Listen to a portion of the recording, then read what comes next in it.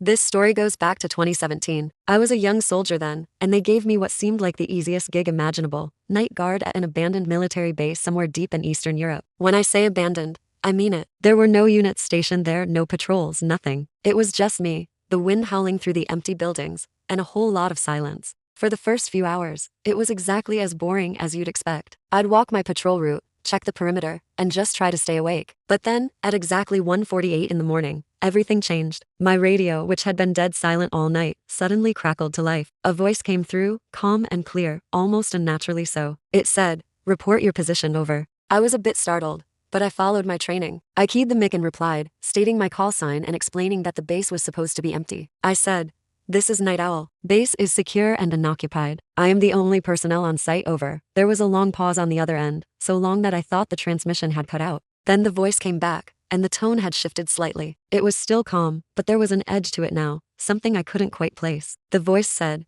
"That's not possible. We fully evacuated this location yesterday at 1800 hours. There should be no one there." My stomach just dropped. I felt a cold chill run down my spine. That had nothing to do with the night air. Before I could even process what was happening or think of a reply, the voice spoke again, and this is the part that still haunts me. It said, "Night Owl, confirm you are in Building 7, second floor, East Corridor." He had just stated my exact position, my exact building, floor, and the very corridor I was standing in. I was frozen. My heart was pounding in my chest so hard I could hear it in my ears. I didn't respond. I couldn't. A few seconds later, the radio let out a short burst of static, and then, silence. Dead. I tried to raise anyone, command, any other frequency, but there was nothing. Just static. At 2:11 a.m., things got even weirder. Motion sensors on the main gate started blaring. I immediately checked the security cameras, my hands shaking. The live feed showed absolutely nothing, just the empty gate under the pale glow of the security lights, swinging slightly in the wind. But the sensors kept going off, again and again. I didn't sleep for the rest of the night. When the sun finally started to rise, I saw headlights approaching way earlier than scheduled.